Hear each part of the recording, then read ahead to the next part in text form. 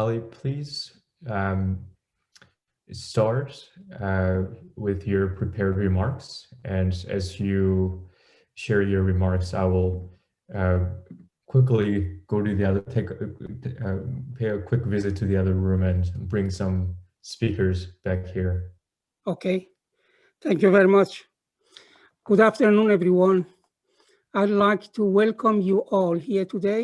My name is Dr. Ali Sharaghi, the chairman of Manchester Innovation Institute and a member of Urban Economy Forum.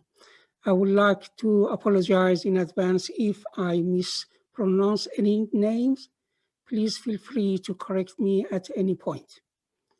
Today we have six speakers and 4 panelists. There are 7 minutes for each speaker to talk through their presentations and 5 minutes for each panelist to provide their remarks. Following this, we move on to a 30-minute discussion. I will not interrupt you, but within the last minute, I will remind you of the limited time you have remaining by saying 1 minute. Because Alex is not here, is in the other session, then before we get started, I would like to introduce my colleague in Manchester Innovation Institute, Dr. Saeed, who will be on standby to help out with any unexpected technical issues.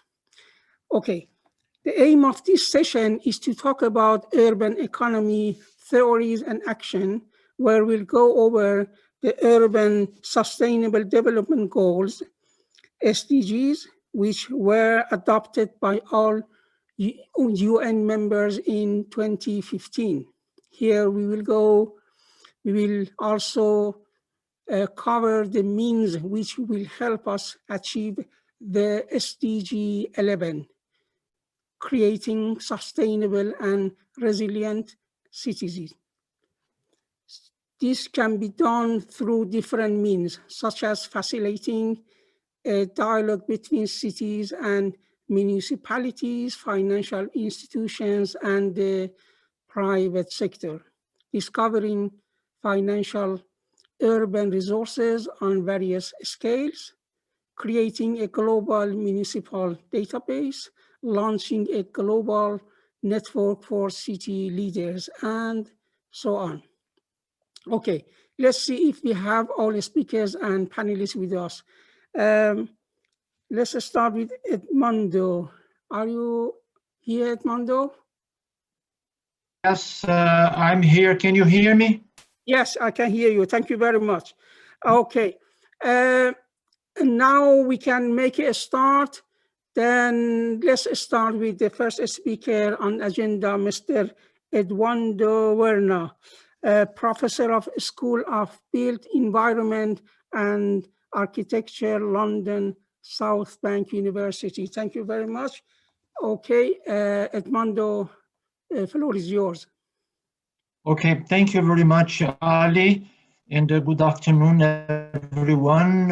In case there is a cut in the connection, you advise me by email or WhatsApp. Ali has the WhatsApp, because I'm far away from this important forum, in particularly the session which combines theory and action.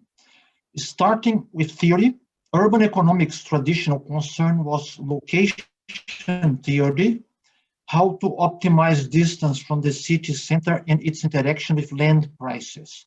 A development from this came with the concept of economies of agglomeration, including labor pooling, networks of specialized suppliers with clusters, and positive technological externalities. These theoretical elements were important for policymaking, yet not enough. While cities were and are engines of economic development, they often also concentrate negative externalities regarding unemployment, lack of decent work, unaffordable and badly located housing, and congestion pollution. Urban political economy investigated unequal social relations. The view of productivity and competitiveness went two ways. On one side, business as usual represented a downloading of socio-economic and environmental responsibilities and aggressive cost reduction. An alternative approach recognized that productivity and competitiveness could emerge as a result of a different corporate while increasing the value added of products. Now I will explore what I call this alternative view, moving from theory to action. The growth of the economy has to be people-centered, and I'll mention three issues. First, to use economic growth to provide quality services to the population. Second, bear in mind the need to generate local jobs through pro-employment policies, not just to sell raw products and to cash in profits that are not distributed. Third, the quality of jobs that provide a decent revenue, that are safe and respect the rights of workers. These are important elements of the right to the city. One good practice from Asia is Marikina, Philippines. In Africa, Dar es Salaam, Tanzania.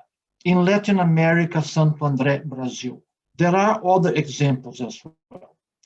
To conclude, 4 suggestions, not as a recipe, but as elements for discussion. 1, explore the distinctiveness of the local economy and avoid one-size-fits-all. Priority areas should be identified through the analysis of the comparative advantages, competitive sectors, and available natural assets. 2, have faith in the citizens and invest in local solutions. Of course, it's fine to attract investment, but creating a business enabling environment to support well-functioning markets that allow local firms to thrive. 3, use to the maximum opportunities that arise. For example, every city requires new infrastructure and maintenance. Let's do it in a way that involves local enterprise that create local jobs. If there is no capacity in terms of skills, let's then include this in the package. And 4, investing in human capital also in the public sector. Let's remember that city councils are not abstract entities. They are composed of people. Staff need training, need decent working conditions, need motivation. Maybe these suggestions or these points would not be necessary to discuss in Canada, which is a rich and well-developed country. But in many other cases, I think that it is necessary to discuss. So in short, we take into consideration the traditional concepts of distance from the central business district, land costs, plus economies of agglomeration, and its ramifications. But we go beyond. Urban economic development means more than just economic growth. It also means promoting participation, dialogue, and transparency, connecting people and their resources for better employment and a higher quality of life. This is important, and it is important to recognize in theory as well as in practice, and to create a virtual cycle. Thank you. Over to you, Ali.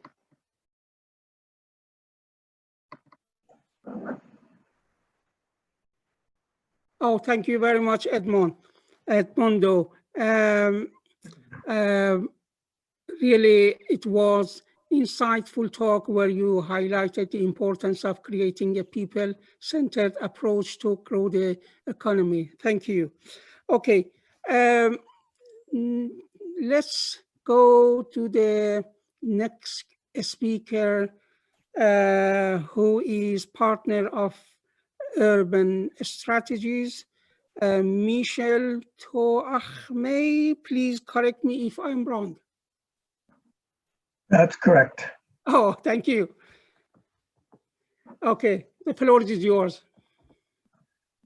Great. Thank you, Dr. Chiragi. Can everyone hear me and see the screen? Yes. Great. So I'd like to begin by extending a warm welcome to our virtual visitors. as a practitioner in planning and urban design, I'm going to focus less on theory and a little bit more on actions. Toronto doesn't need much of an introduction, as many of today's speakers have already done so. So the fact that we are the fastest growing city in North America puts tremendous pressure on our city and our province to get things right. We invariably rank as one of the most livable cities in the world. So we must be getting a few things right, but the benefits of forums such as this one is that we can clearly see that we could do much better. I'm trying to advance here. Why am I not? I'm having a difficulty. Here we go. Okay. Okay. Great. Excellent. So,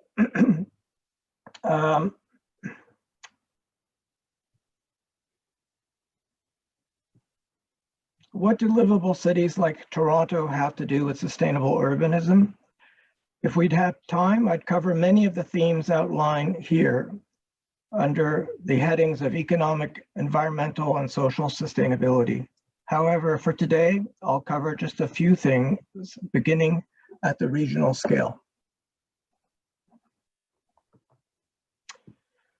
Our green belt, which has bounded our region since 2005, has forced our region to begin growing inwardly and imposed a useful discipline, more thoughtfully directing and managing our growth. Our regional growth, among many things, focuses on curbing sprawl with more compact development, revitalizing downtowns, and creating complete communities. Municipalities within the region must regularly report on where and how they will accommodate their share of population growth. In a short 15 years, this has resulted in the regeneration of brownfields and underutilized lands. For example, my firm has been developing master plans for the regeneration of shopping centers and malls into mixed-use complete communities, something we would never have dreamed of doing 15 years ago.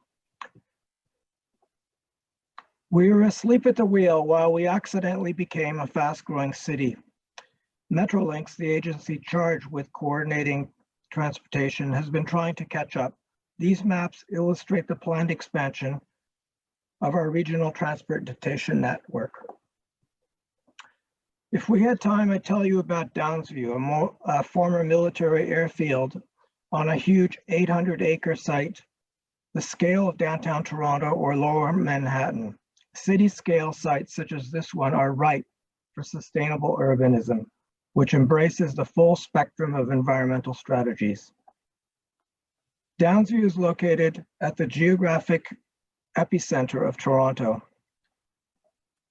It is also located at the crest of two watersheds which bookend the city of our city. We're now beginning public engagement and visioning. While it's very early still in our process, water will likely play a key role in structuring our master plan framework. We know what a critical role rainwater, stormwater plays in the lives of cities, and the need to absorb it and mitigate flooding is critical.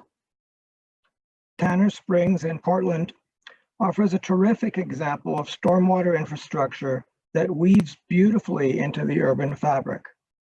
This is sustainable urbanism at its best. Alexandra Park is a downtown Toronto 1960s era social housing neighborhood we master planned for Toronto community housing. The plan integrates new build replacement of affordable community housing with new market housing. I'd go through the plan if we had more time, but I'll briefly touch on the process which led to its creation. Working closely with the community, we used many forms and scales of engagement to develop a shared vision for Alex Park. We first focused on developing principles which would guide the plan. The most important principle was zero displacement, so no one would be compelled to leave the community in order to make room for revitalization.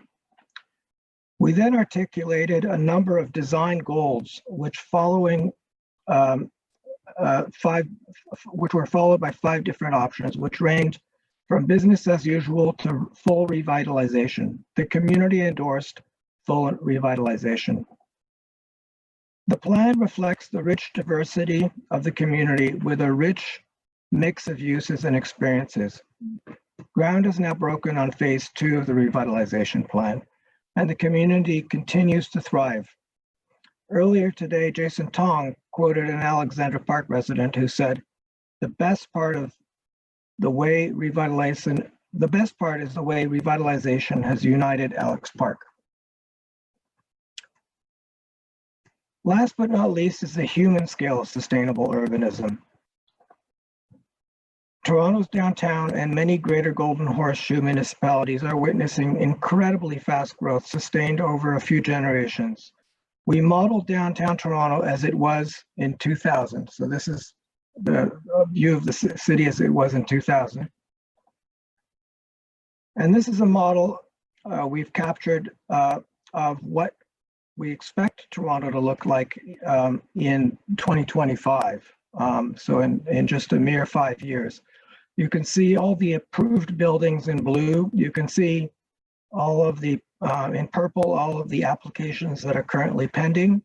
And then in gray, you can see that what has already been built. How are we dealing with rapid growth, predominantly in the form of tall and mid-rise buildings? We were engaged by the City of Toronto to develop guidelines which focus on how mid-rise tall buildings can be developed as vertical communities to support social interaction and better accommodate the needs of all households, including those with children, thinking about communities through the eyes of a child and by extension, the full life cycle. We focused on practical needs, such as making sure there's enough room in entranceways to park strollers or a walker or a wheelchair. The guidelines address 3 scales: the neighborhood, the building, and the unit. Our intention is that the guidelines evolve and adapt to change over time. Cities change at a snail's pace, yet our recent COVID-19 experience includes a few rapid accelerations as witnessed by the 40 kilometers of new bike lanes seemingly installed overnight. Likewise, after months of lockdown, Toronto has enabled restaurants to operate curbside.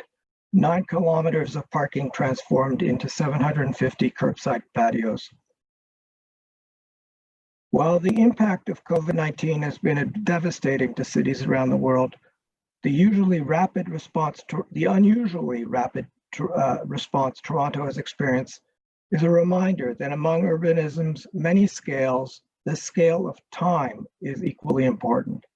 As Patrick Geddes famously said, a city is more than a place in space. It is a drama in time. Cities are constantly changing and reinventing themselves. Nothing is static.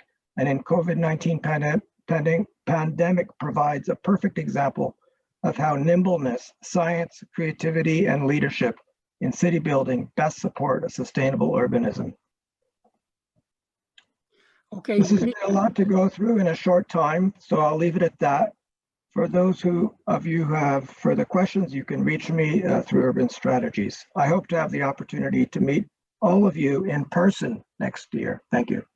Oh, thank you very much. Thank you, Michelle, for your excellent presentation on an action-based approach to sustainable urbanism in Toronto. Thank you. Okay, we can continue on the next speaker, Mr. Brian Holland from American University and BLH Technologies. Floor is yours, Brian.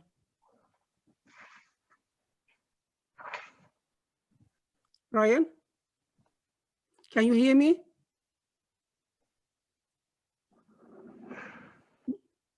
Mr. Holland, can you hear me?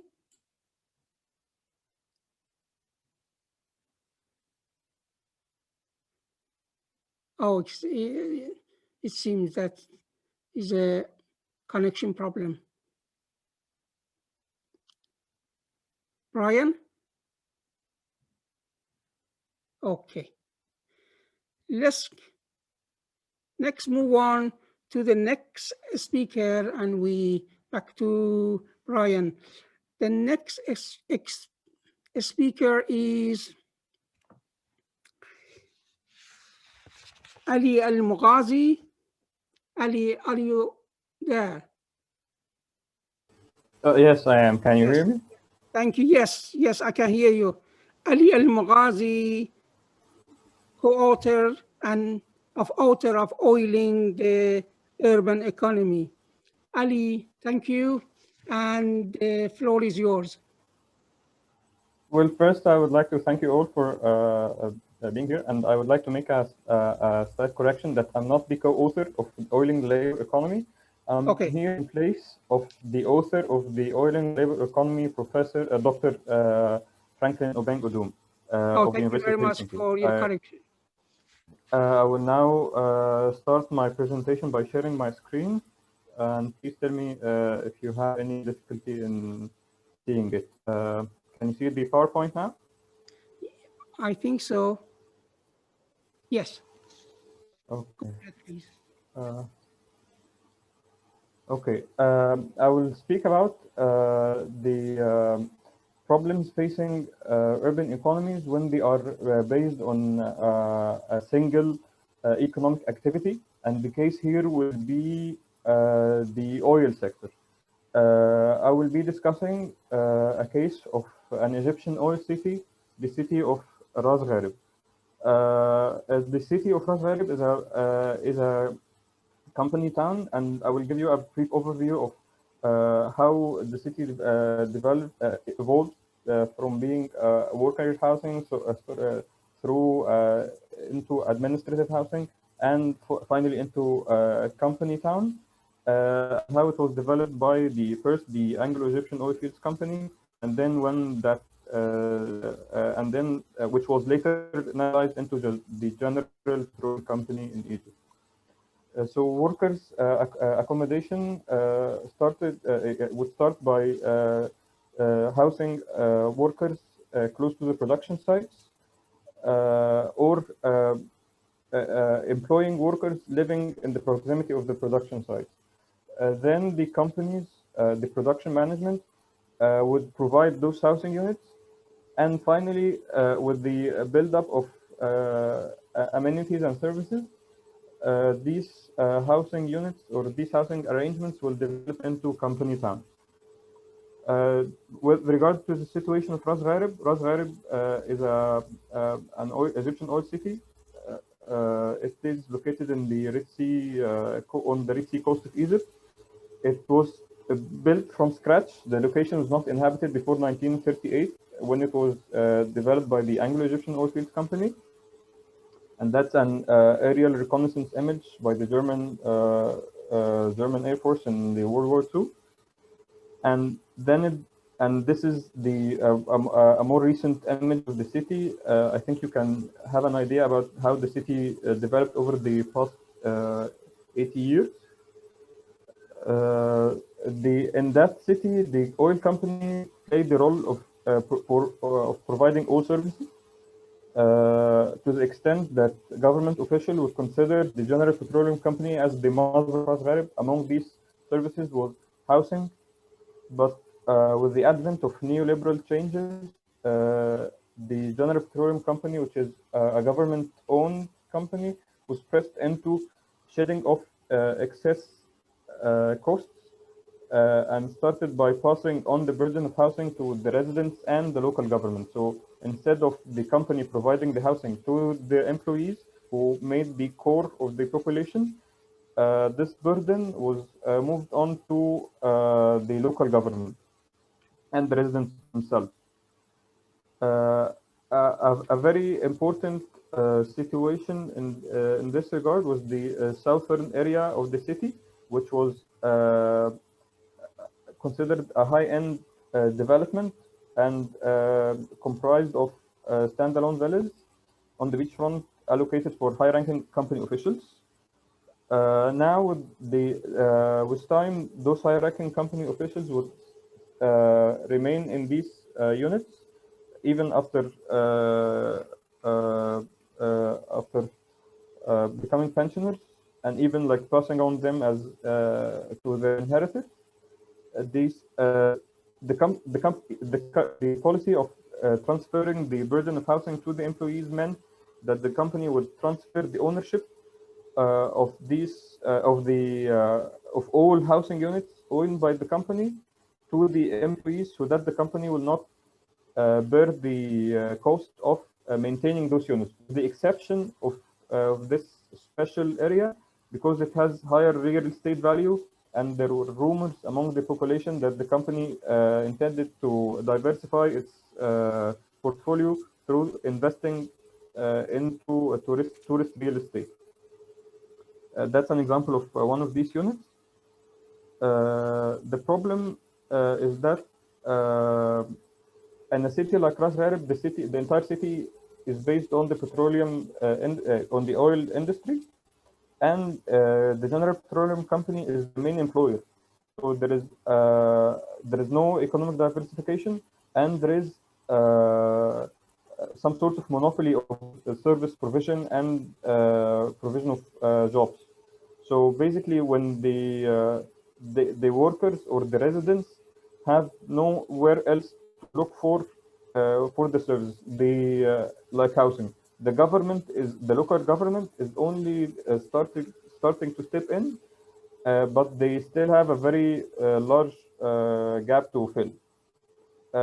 And pertaining the problems of oil cities regarding the current COVID-19 pandemic and crisis, and further climate change and decarbonization related efforts, an oil city by definition will face, like a city like Ras Gharib faced a lot of layoffs among the workers, and people would simply have to move out because there is nothing else to do. There is no other economic activity for the people to work in. So they, if they got terminated or laid off, simply have to leave. There is no other way to work. There is no other way to work and earn a living in the city except in the petroleum sector due to the economic diversification. This was amplified by the fluctuation of oil demand due to the crisis, and this gives an idea of what can happen to these cities as a result of climate change mitigation and adaptation policies and the drive for decarbonization.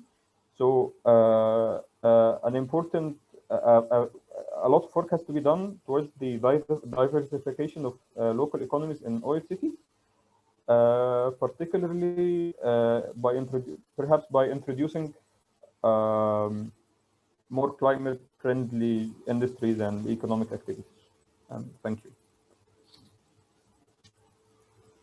Oh, thank you. Thank you, Ali. Thank you for your informative talk on the situation in Ras Gharib. Thank you.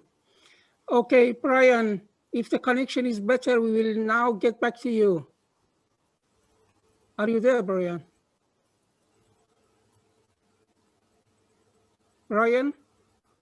Mr. Brian Holland?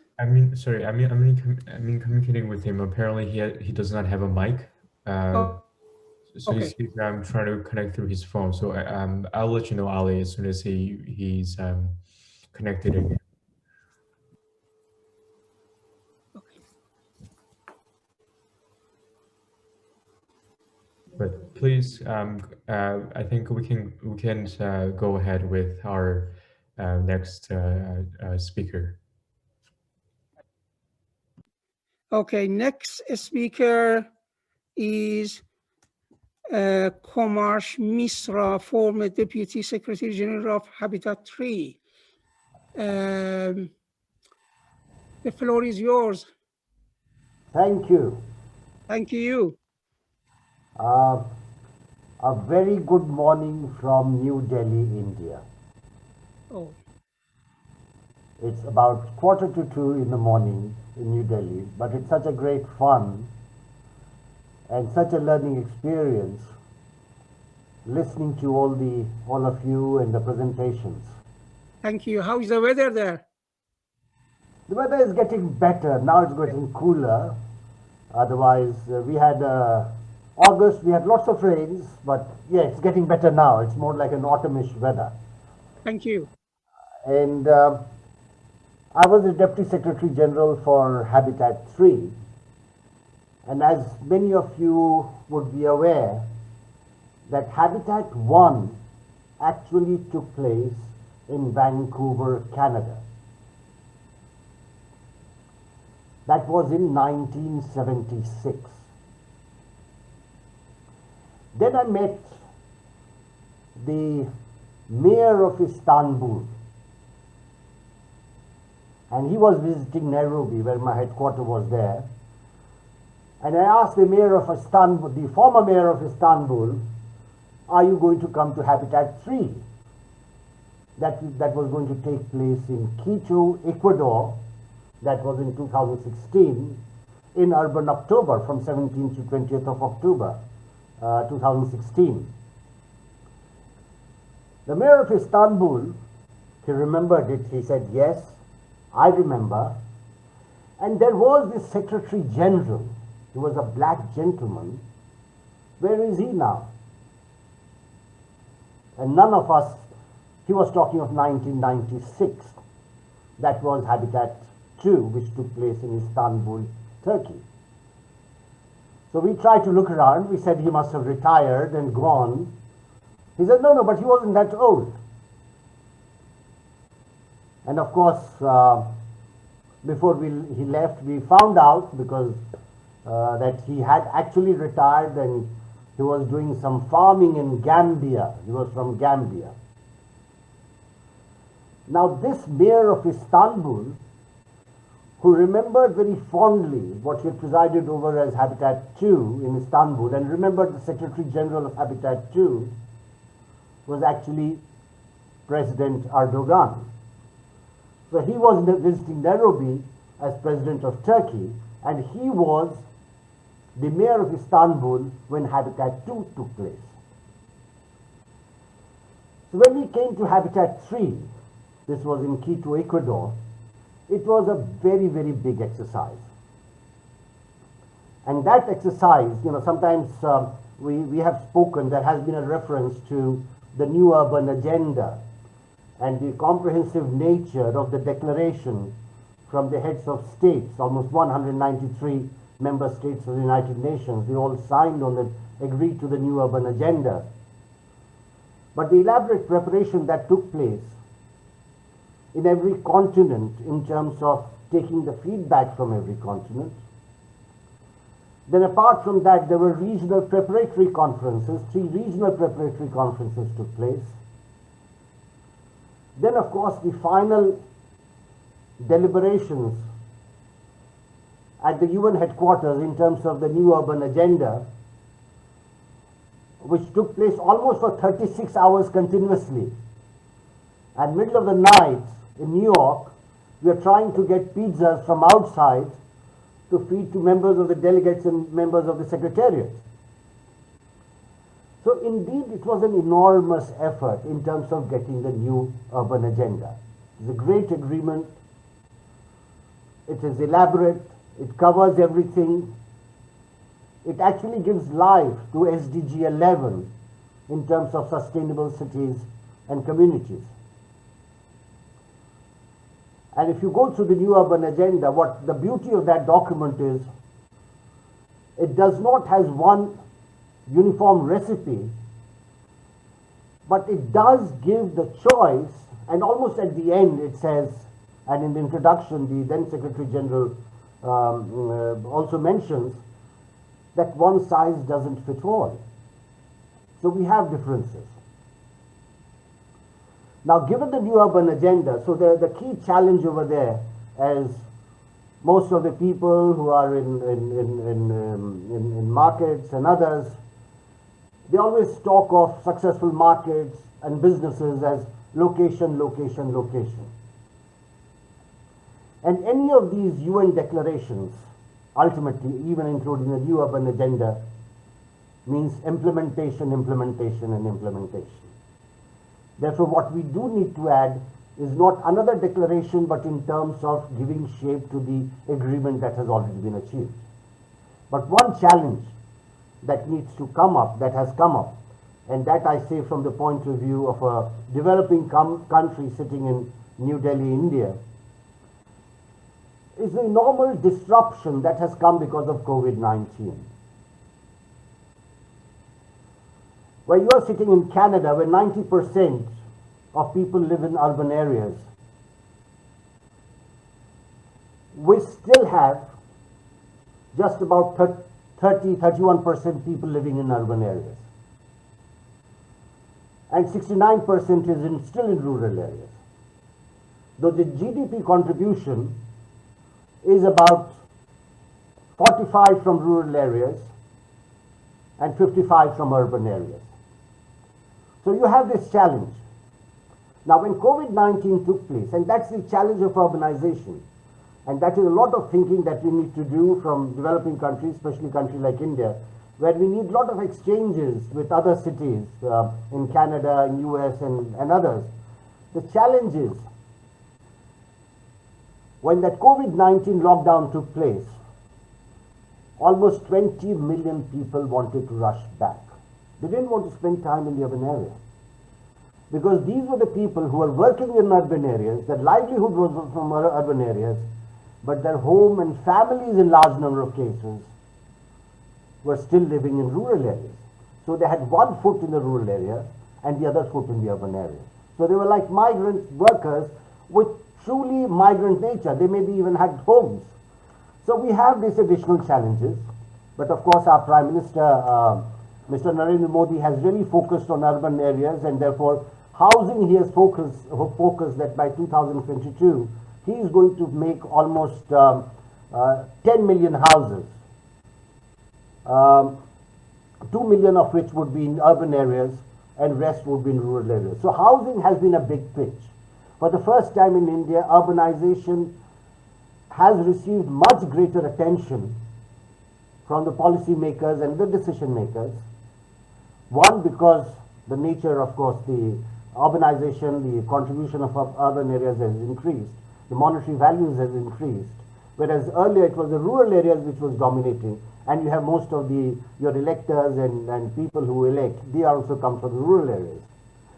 So there's a very different challenge that you see in a country like India, and that also challenge posed by COVID-19 in terms of seeing an urban population which is on the move. Now the moment the things started opening up after the lockdown, the businesses in urban areas were desperate to get their workers from rural areas, because they could not replace them. They had their arrangements with these people, they were experienced, they were knowledgeable, and even these people who had migrated rural areas as an insurance, where their home was, hearth was, wives were there, children were there, they also wanted to move back because there is no money in rural areas, there is no employment in rural areas for these people. So it's a very different set of challenges that we find, and we hope that in terms of the kind of discussions that are taking place, we would come back. The economy has had a hit of about 23% in this quarter, minus 23%, but the expectation is that there would be a regeneration in terms of this year, and hopefully by next year we should be able to be back to almost normal. So we are on a kind of a reopening phase. So the urban challenges in a developing country, in a country like India, is absolutely humongous.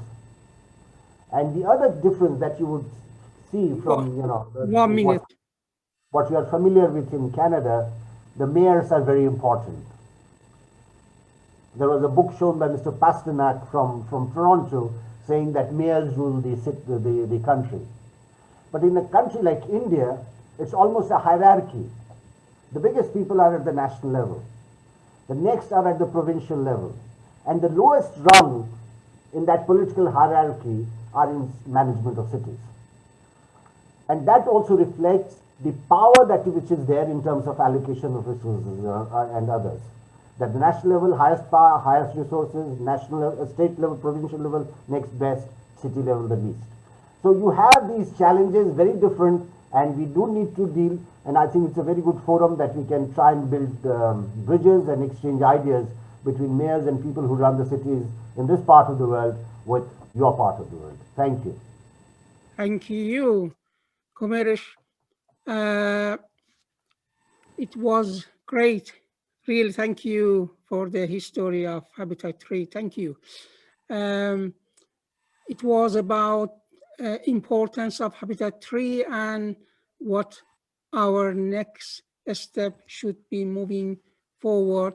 Until we get further notification about Brian, our final speaker for today is Brenda Moore, President of Michigan Municipal League and Mayor Pro Tem of Saginaw. Are you available? Are you there? Brenda? I'm here. Okay. I'm here. Yes. The floor is yours. I'm so sorry. First of all, let me thank you all for having me for such an important discussion. Welcome. We are a small, medium city. And so I just want to share with you. I need to make one correction though. 4 days ago, I am now the former president for Municipal League. 4 days ago, we picked a new one. And so his name is Bill Wiles, and he is the mayor of Westland. But getting back to me, I'm the mayor pro tem for the city of Saginaw. Our population is about 50,000, a little under 50,000, and we're on the east side of Michigan. For the last year, I have served as the Municipal League's president. And what that entails is 500 villages and cities over the state of Michigan. I am the first African-American female in 120 years to ever serve in this position. And part of my charge was to go around and encourage cities and villages to become more engaged in this organization. The League has spent the last decade helping communities create places that are healthy and inclusive and that are economically sustainable. More and more, we found how to build local communities' wealth in so that they can be sustainable. We know the importance of the green space and the nature and how to protect it. So when we talk about what we're doing, it is, we are in Saginaw, we have experienced the water crisis. My city, Saginaw, is 20 minutes from the Saginaw Bay, Lake Huron. And we sit between the city of Flint, Michigan, and Midland. And I'm sure everybody is familiar with Flint, with the water crisis. And Midland, who just had a flood in the month of July, where the dam had broke downtown. Saginaw is very much aware, and we must protect our environment to make sure that we are economic development and sustainable in our city. We have to look at our city, we're looking at our city to change some things. The energy effective upgrade, we want to install the solar panels on our public works and in our city hall building. And we want to replace all of the street lights with LEDs. We are also trying to encourage sustainable economically development, including the green buildings, and we support the growth of newly energy industrial in our region. But like most Midwest cities, Saginaw is not a growing city. So it is hard to make progress in sustainable development. We've lost our population in the last 40 years. 40 years ago, we were like 150 strong. But because of blight and other areas, our area has went down. Saginaw and many other cities in our city in Michigan, we're trying to find a way to support economic development and to make sure that we can become environmental stable. This is one of the reasons why I'm so happy that I led the charge statewide with the Municipal League. This organization fights every day to ensure that our local government has financial resources they need and the tools they need to be sustainable. Thank you. Now I have to leave because I have a prior engagement. So you have my information if anybody needs to talk to me. Thank you, Brenda, for your excellent talk on the future plans in supporting sustainable economic development in Michigan. Thank you. Now we will move on to the second part of our session, which is the panel response. Okay. The first panelist is Matti Simiatiki, if I'm right. Yes? Oh, thank you, sir. Okay.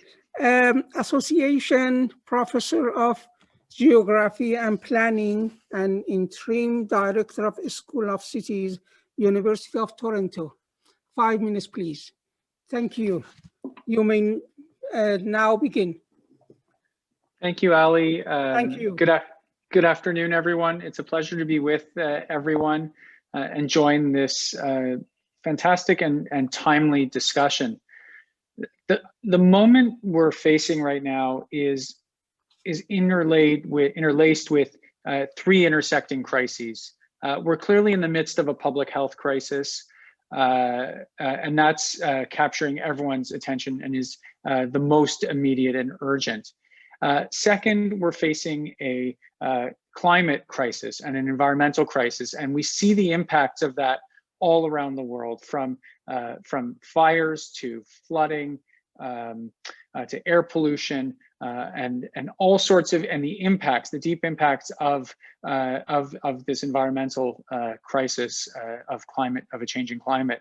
And third, we have a crisis of racism, social exclusion, police brutality that has been with us sadly for centuries and has now come to the fore. And in each of these cases, each of these are very much urban crises. They have, in large measure, their greatest impacts and their causes are in cities. Whether it's the amount of pollution that we produce in cities, that the United Nations consistently documents how much of the pollution, greenhouse gas emissions, is coming from cities, how much of the energy emissions are coming from cities, or whether it's police brutality and racism, where we see the images all too frequently coming from cities across this continent and around the world. And then also the COVID-19 crisis very much having its greatest impacts in cities. So cities have been at the epicenter of these three intersecting crises, but they also pose the potential for the solutions. And I think you see it in the social movements, you see it in the types of planning and the types of changes that folks around this call and who have spoken already are working on. The types of changes that are going to be necessary to arrest these crises, to stop the damage and to put us on a better path are very much within cities. And I think that's just for a moment where I want to pause.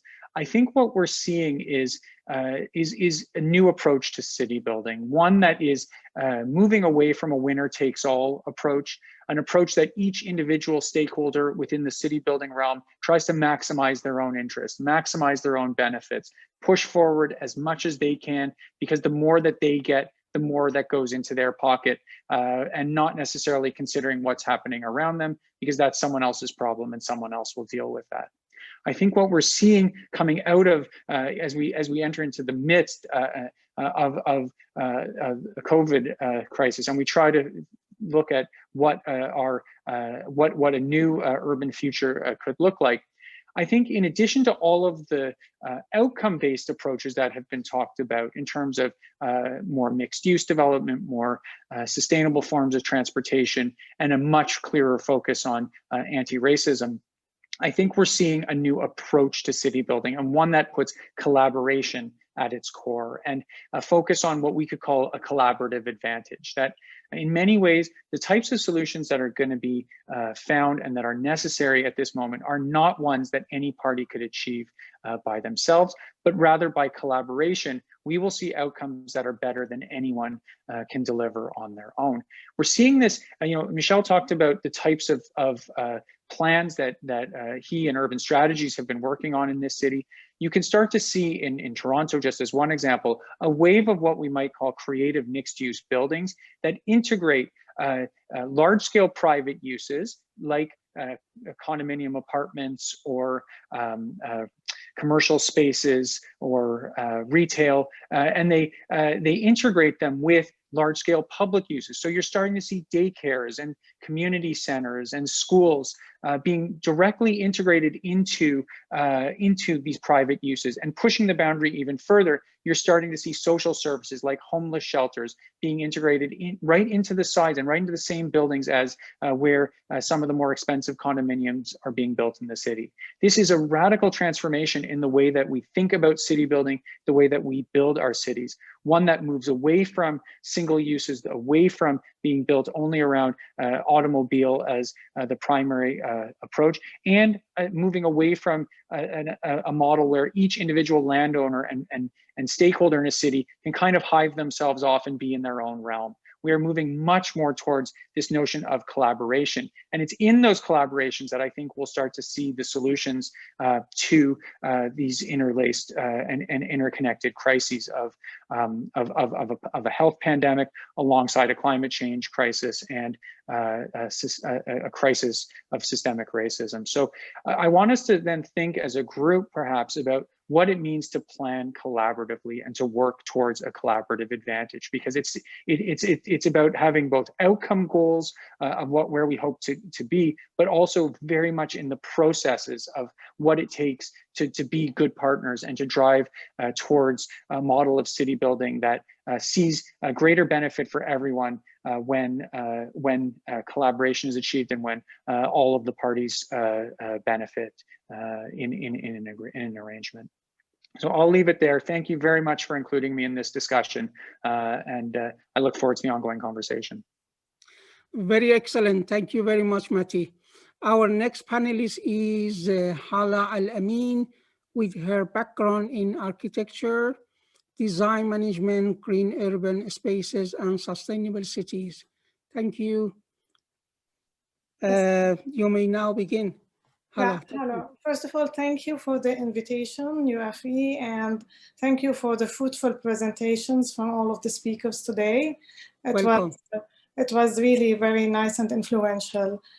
As Mr. Toshmi said earlier, our cities are in continuous change and transformation. And what we're witnessing right now in the whole entire world is a new era, really, from nations rising up to others falling down, to even very funny presidential debates on the TV. We're witnessing change in all the ways, and cities have been changing all through the time. However, right now it's as if rapid urbanization and the new pandemic, which is urban and easily transmitted, it's putting us in the corner where we have to act right now, urgently and quickly. To me, it's a new opportunity to find new methods and new solutions to rewrite and re-engineer our cities in a better way. However, there's better chances in new design strategies. However, there are other implications everywhere in all other fields. And I can't see the success except with the collaboration of all industries together, from urbanism to architecture to the economy, to the health sector and the educational sector, all together to work in a collaborative way in order to produce more sustainable and resilient cities. I heard the comment of Dr. Mati earlier about including inclusive designs and including shelters for the homeless in very elegant and high-rise rich buildings. And I happened to witness an area where they introduced a new shelter right now. And the problem is that there are positive implications and negative implications from whatever decision that's being taken and that's happening. There are cases that you will not expect to happen when homeless people live in a certain area that are going on. And there are people that are negative towards whatever whatever such a situation will bring to their community and neighborhood. There's not I can't find any win-win situation. we can only balance it between the success of different criteria together, or we cannot provide everyone with whatever they want, as I am seeing right now. For me, affordable housing and community design should start with biophilic designs in this area. As the pandemic has shown us, and our lockdown in our houses, it has given us like a chance to get closer to nature and to want greenery and nature with us more and more. Nature has been therapeutic all over in all the fields, and I believe that introducing more nature into our designs will help in solving, if not all the problem, a little bit of our problems. Did I take all my time? Or do I have more? 1 minute left. 1 minute left? Yes. So yeah, I guess we should start with new standards for our communities, to our houses, to the new office buildings, which are empty right now because of working from home. It's a chance to re-engineer our cities in a different way. We hope it will be better, more inclusive, and healthier. Okay, lovely. Thank you very much, Hala. Okay, our penultimate panelist today is Joe Flott, policy analyst of RMIT University. Hi, Joe. Melbourne University. Okay, sorry. Okay. Okay, I've been waiting all night for this. It's so if I fall asleep, you'll have to prod me for my 5 minutes. My background is I was one of the founders of the Australian Housing and Urban Research Institute. I was the first convener of the Urban Indicators program at UN Habitat and set up the urban observatories. And since then, I've been working in about 60 countries doing things relating to city data. So that is my speciality. But sometimes I do other things. I do other sorts of policy advice, strategies and those sorts of things. I just did a housing strategy for Myanmar, for instance. I've been here in lockdown for 7 months. I have skin in the game. I'm in a high risk group. If I get it, there's a 15% chance I'll die. And it's also true of most of the people of my age group. So we take it seriously and we don't go outside very much. My esteemed colleague, Peter Hall, wrote a book called Great Planning Disasters about 40 years ago. And I've been thinking about doing a follow-up book on that. And then along comes the greatest planning disaster of them all. So I started up a website called Pandemecia, which has trouble getting through the vast noise that's been generated by the pandemic, but it's got about 60 articles in it now. And the reason it's a planning disaster is because most of the Western countries did the exact opposite to what we would have advised any developing country to do. They did it almost immediately. I will not go through the details, but let's say that they had 2 best practices in front of them from 2 Asian countries, opposite kinds of best practices. They completely ignored them, and instead they're going to get 1 million deaths as a result. Okay, now Australia has been in a privileged position. I'm from Australia, of course, and that's why I've been awake all night. We've beaten COVID twice. We're the only country to do it. Why do we have to beat it twice? Well, that itself is an interesting question. We beat it once and we got down to a single case of COVID, 1, here in Melbourne. And then because of an error with quarantine, it got out again. It moved into informal sector, employment sector, and it went straight into all the old people's homes. And then we got about 4 times as big a second wave as we got at first. But we've driven it down again and we're almost done on the second one. We will eradicate it shortly. So we will follow New Zealand in that. It's not so hard for us, you realise. We're an island.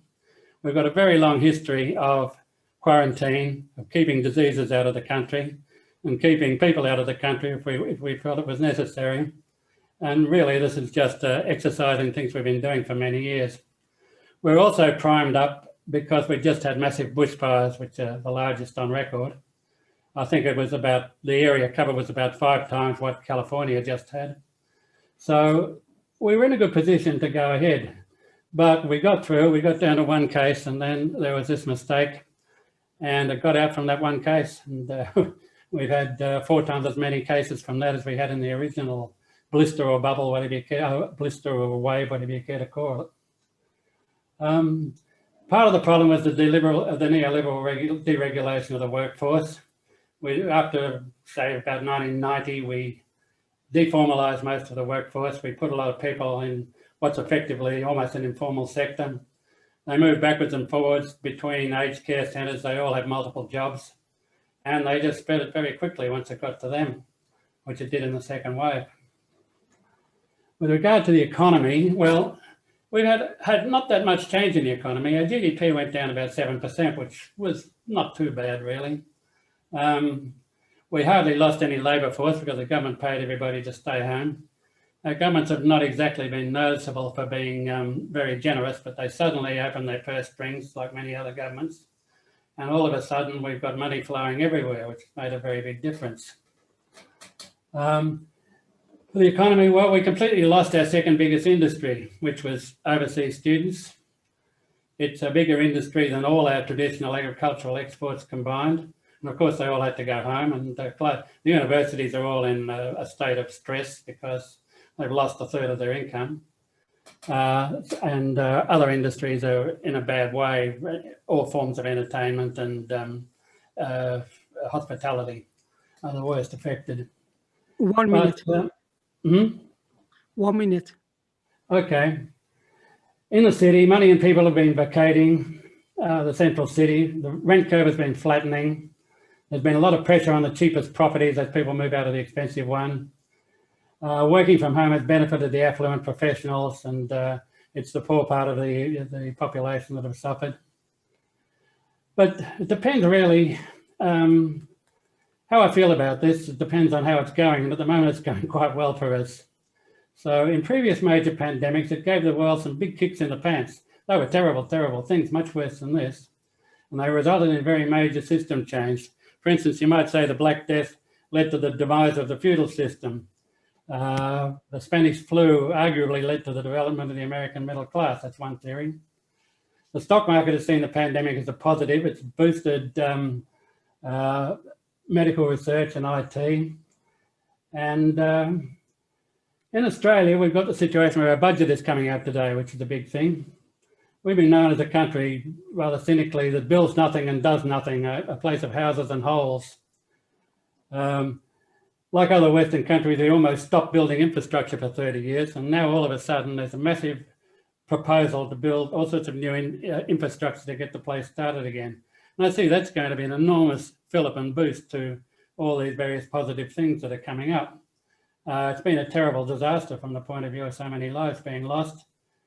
But there are positive ways you can look at this. Thank you. Very excellent. Thank you very much, Joe. Okay, our final panelist is Scott D. Campbell, Associate Professor, Urban Planning, Thoman College of Architecture and Urban Planning, and Senior Fellow, Michigan Society of Fellow, University of Michigan. You may now begin, Scott. Thank you. Thank you very much, and I hope you can all hear me. And thanks to Alex and others at the Urban Economy Forum for the invitation. I teach urban planning, local economic development, and sustainability at the University of Michigan in Ann Arbor. And once we have high-speed rail to connect Toronto and Chicago, we'll be at the halfway station. I have 5 minutes, so let me make 3 quick points. It's hard to do it. The first is I wonder how this conversation would have gone a year ago. And that is what we now do with all the theories and boosteristic rhetoric that we know how to tell about urban economics. Until 6 months ago, we knew the narrative that the urban crisis of deindustrialization and suburbanization was over. We're now in a post-industrial era of urban triumphalism. The middle class finally moved back to the cities, at least some cities, although not much to Detroit, which is an hour to our east. We read Richard Florida. Ed Glazer declared Jane Jacobs the godmother of revitalized urban ecology, of complex innovation. We chased Amazon HQ2. That seems like a long time ago. We built innovation districts. Suburban campus tech parks were a thing of the past, and we watched high-tech firms move from suburbs to the cities, certainly Silicon Valley's expansion into San Francisco. We had new modes of urban mobility, Uber and Lyft, and our biggest concerns were gentrification and high cost of housing. So now what do? In some ways, the tragedy of this for urbanists is that the very attributes that we promoted as the core of urban vitality and competitiveness, clustering, open architecture, social interaction, collisions that we were supposed to promote through our architecture, density, public spaces, are the ones that seem to make us vulnerable to the virus. And we all fear a kind of retreat to our cars and suburban homes. I think, therefore, too, I think the challenge of many of us is, what do we make of COVID and urbanism? How do we teach your classes? What do we do with our old theories, and how do we envision it? I think for many, it's a pause. We're holding our breath. We're hoping to get back where we were. We look back to what happened after September 11th or 2008, and predictions that the dense urbanism was dead seem to be short-lived. So can we rely on that? Is it a reset, which is exciting but scary, a pivot to something better? Is it a natural or quasi-experiment? If so, what are we experimenting with? So 3, I think we're trying to figure out what to do with COVID in our past models and data and trends. I think one approach, and it was enlightening, Richard Barkham, who spoke at a plenary early this afternoon in the session from CBRE, said, follow the data, the money, look at the trends of the real estate markets, the decline in demand for certain kinds of spaces. And in some ways, that's a refreshing approach. Rather than us all speculate and come up with dreamy designs of futurism, or use COVID as a kind of ideological proxy to argue for pro or anti-urban agendas, look at the data. But we know, unfortunately, that market forces won't inherently promote equality or livability or environmentalism or carbon neutrality, or solve the housing crisis or the crisis of the labor market, especially declining female labor force participation rates, the childcare crisis that I'm sure some of you know only too well. And I really worry about what's going to happen to the shared workplace. Will this accelerate the move to the self-employed gig economy and all its precarity without healthcare, retirement benefits, and job security? So we see this as an opportunity to advocate for reinventing the cities for the better, but I think we worry we won't have the money or the national leadership, at least in the US, to do so. And I think as urbanists, we have a kind of torn allegiance. I think we feel naturally inclined to defend cities, to promote dense urban living, and to claim that other explanatory factors and not urban density is highly correlated with infection rates. But perhaps our duty is, in fact, to promote any kind of human settlement, regardless of density. We wonder if the population votes with their feet to go to the suburbs, will we have to fight the anti-suburb battle all over again? And finally, I have a few minutes or a few seconds. I will say, I particularly worry about the retail sector. It tends to be boring. It's not as exciting as other things, but it was in crisis for decades, and now it's faced this acute shock. And it's not just retail and employment, but so much of our urbanness, and I'll end here, have tried to re-embrace the city from Jane Jacobs on forward, new urbanism, and much of that new urbanism and walkable urbanism is built around fine-grained retail. And what will we do with all the lovely main streets and high streets and pedestrian shopping zones that we have designed if a critical mass of the shops are closed? And with that, I will stop and thank you. Thank you. Very excellent. Thank you very much, Scott. Unfortunately, we had an update that Brian is unable to speak tonight. due to technical difficulties and will be speaking tomorrow instead. Also, due to limited time, we will now give the speakers and panelists an opportunity to wrap up with 1 extra minute of time. Okay, let's start with Edmondo. Edmondo, would you like to start? Edmondo? Can you hear me? Yes, I can. Thank you. Yes, well, unfortunately, my video it went off for some reason, but at least if you can hear me. Yeah, I can thank hear you very yes. much again. Yeah, that's fine. Yes. I've listened very carefully to all the presentations and it's very impressive. I thought that the second part would be a response to the presentation, the first part, but I think they brought more points, which were very important ones. So the session, in my view, included a large magnitude of issues, economic, social, environmental, political, health, of course, because of COVID, racism, and others. And the solutions, I agree with the proposed solutions in general, the community participation, environmental care, collaboration, solidarity. I sign on all of this. The question, thinking about the poor countries in the South, less than Europe and North America, is that where to start? How do you start if a given city do not have many of these important things that have been discussed? And I worked for many years at the International Labor Office. So let me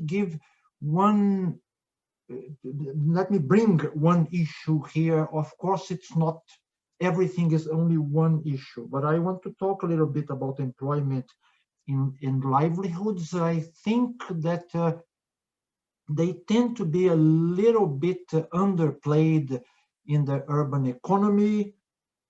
Many people think about generation of employment and livelihoods by default. If the economy grows and other things happen, then employment will come. I think we need to think about it by design. There are ways to do it by design.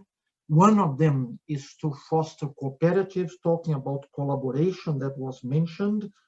I know it's not the final answer, but if you have a caring economy, an economy which also includes grassroots employment especially in the poor areas, I think that you can generate a virtual cycle.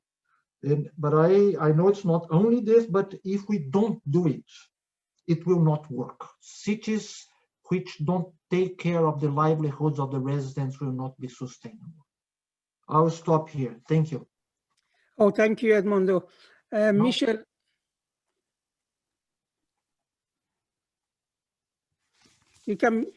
You may now begin if you want, Michel.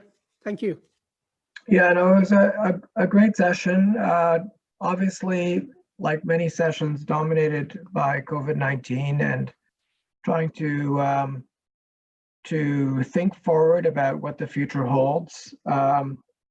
I appreciated Matty's kind of analogy of how this is really almost a kind of a perfect storm of a number of social and environmental things all kind of colliding at this kind of key moment in time. I share the kind of questioning that Scott raised of what does this mean? Are we all going to remain urbanists at heart, or is there a whole new theory, a whole new way we're going to be living in this world? Personally, I am a committed urbanist, and I have a faith that cities will not only survive COVID-19, but that this is a wonderful opportunity for us to reset and to rethink how we deal with a lot of issues that have been brought up related to racism and inequity, climate change, obviously, and just better governance and better implementation. Thank you. Oh, thank you, Michel. Ali? Ali? Yes, I Yeah, have. thank you. Thank you. I have one short remark after listening to all the marvelous contributions by the speakers and panelists. I think it's time for us, people working either on the academic or professional sides of urbanism and urbanization, to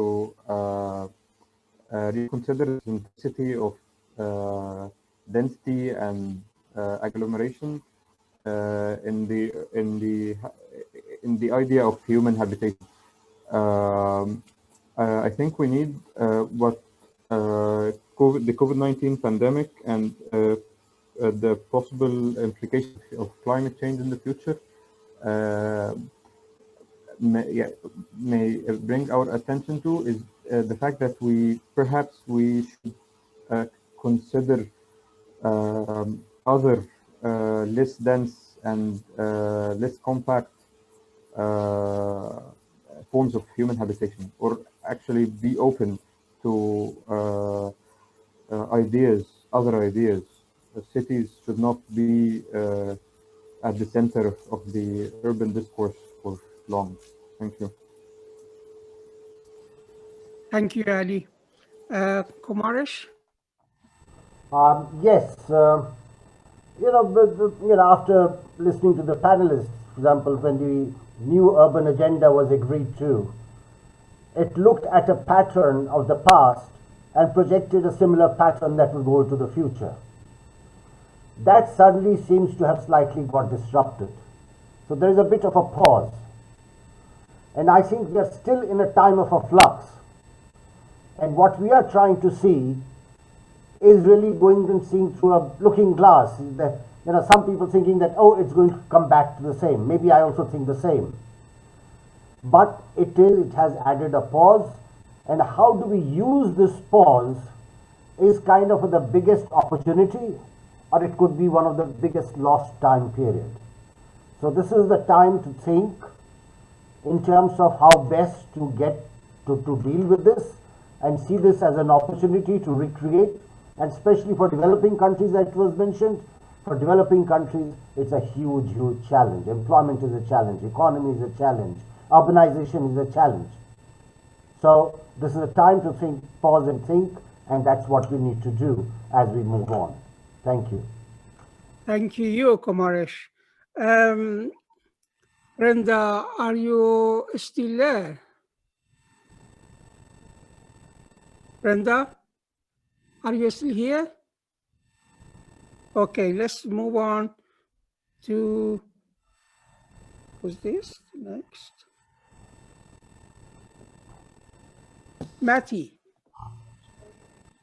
Yeah, just a final thought. I think Scott's comments were really, I thought, provocative and spot on, and get us thinking about what is the future of urbanism.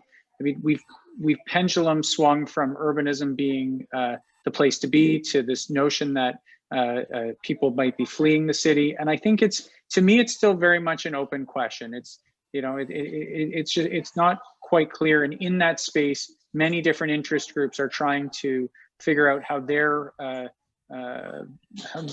perspective and their interest benefits the most. So I think really following the data and being patient and not trying to get too far out ahead with the predictions, that the anecdotal evidence that you read in the newspapers that everyone is fleeing the city may not in and of itself be accurate, but likewise, the notion that nothing is going to change out of this is perhaps also not accurate. And I would argue finally that the idea that nothing should change really is not an option. I mean, we need change. What was happening before was unsustainable in terms of affordability, in terms of the environment, in terms of racism and inequality. So I think a driver for change is is key. Now the question is, what does that change look like? And I think Scott's comments in particular really, for me, just crystallized our need to be patient, to follow the data, to not hang with every newspaper article and every opinion piece, and use evidence and use our,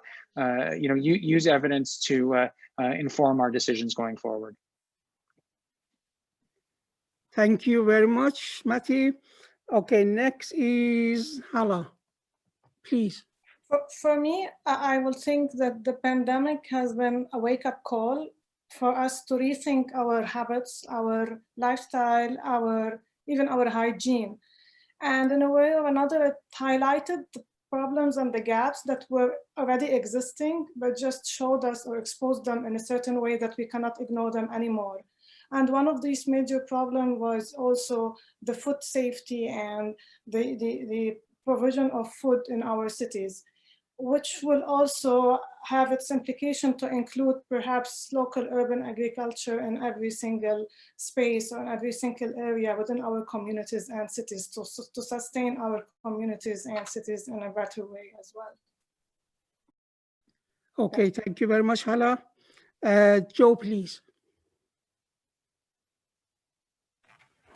Okay, I was asked early in this to do a piece in Africa with my UN Habitat colleagues. They all felt that it was the end of the city after we'd seen what happened in New York and Italy. I was not so sure, because we've predicted for a long time that virtually all the population growth in the world from now on is going to be in cities. Where are they going to go if they don't go there? They might decentralize, so if home working becomes more popular, but it doesn't mean that they won't be in cities, or at least large conurbations of some kind. So I don't really see that those sorts of grand anti-city things happening. They've always been the engine of growth, and they will continue to be the engine of growth. And yeah, I just don't feel that it's been as big an issue as some of my colleagues originally thought.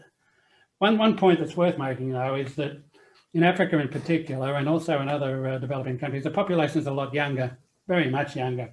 I did some calculations, and I found out that even though America is a third the size of sub-Saharan Africa, it's got twice as many people over 70 and 6 times as many people over 80. And therefore, the death rate is much higher in the US than it will ever be in Africa. I calculated that you could expect, this is going to run on for years, that ultimately we'll probably get about 2/3 the death in Africa we get in the USA. So, and it's on top of a whole lot of other much large epidemics that are taking place, like AIDS and malaria. So it's probably not going to be that shocking to Africa. It's just an extra unpleasant thing that they don't need. And they have learned how to handle the existing epidemics, and will continue to. It's not going to be as severe as people thought, is all I'm saying.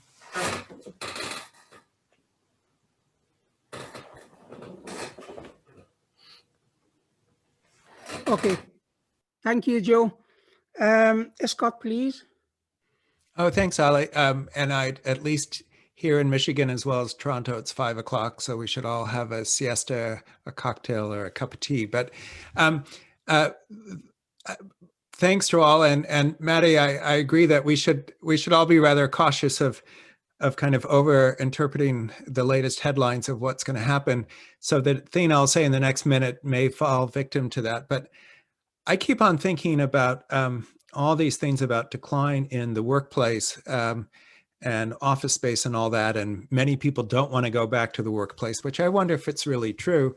And I think about how all the cultural and human practices that have kind of built around this tradition of having office space, from office culture to a whole series of satires about office life, to the whole restaurant scene that's built around serving that, to the supply sector, and certainly our commute and our whole notion about the commute to work these days, kind of built around the office place. And what I said earlier about how I wonder if there's a higher sense of expectation or a social contract that if people come to work in your building that you are renting and you're there and you see them, you feel more obligated to pay them benefits and to take care of healthcare and to provide them steady work. And so this shift to homework may have all sorts of unintended consequences. Now, 3 years from now, the office market could be thriving, and we'll all laugh at this tape of what we've said. But I'm really worried about this working from home. Finally, I think that there are two different experiences for those of us of a certain age who've taught for 30 years in person. When we teach online, we are envisioning teaching in person, or if we're working online, we're still in a way envisioning this kind of muscle memory of living in a workplace. But I look at my kids who are unfortunately in college or entering the labor force and realizing, are they entering a world where they will know education or higher education primarily online and work online? And that's going to create a very different kind of generation of people of how they engage city. And I'll just say our oldest daughter has left San Francisco, realizing that if you telework, there's no need to pay $5,000 a month in rent. And I wonder how broad that is. Thank you. Thank you, Scott. Thank you. Okay, we have Reza Pourwaziri with us. Reza, would you like to share your thoughts in this session shortly? I really appreciate all of you. It was really interesting discussion. Yeah, in general, I believe from my perspective and from Urban Economy Forum perspective, I believe based on the situation, many things have to change. But who wants to start based on which resources? In the global scale, we face with serious problem. Government don't want to spend enough resources about, in general, in reality, about sustainability. Of course, they are talking about that, but seriously, it's a serious challenge. We need to create this dialogue and try to realize in real scale. Okay, thank you very much for remarkable points. I would like to thank you all, speakers and panelists, for your great contribution. I would like to thank the organizer of the second Urban Economy Forum in general, and Mr. Reza Pourwaziri, chair of UEF, and his colleagues, in particular for organizing this virtual conference. I will summarize this session and highlight the common themes or actions to be included in the resolution drafting. And with that, I would like to thank you all for attending this informative session. I will now hand over back to my colleague in UEF. Thank you very much. Thank you. Thank you so much. Thank you. All the participants. So as everyone is aware, the UEF 2020 is a two-day conference. So we will share more kind of transformative ideas and exciting kind of approaches tomorrow with broader kind of range of experts from all over the world. So we hope to see you guys again tomorrow. I know that you guys are quite busy with your work, but and hopefully so the one important part of tomorrow's conference is going to be drafting of the resolution of UEF 2020, which is going to take place I think for the last 2 hours of the conference. So if you have very kind of important ideas that you would like to emphasize that we should include during the resolution, we encourage you to participate. And I thank you again so much for your time and joining us. Okay, thank you. Thank you. Thank you. Thank you so much. Bye now. Bye. See you tomorrow. Thank you. Bye. Bye, bye.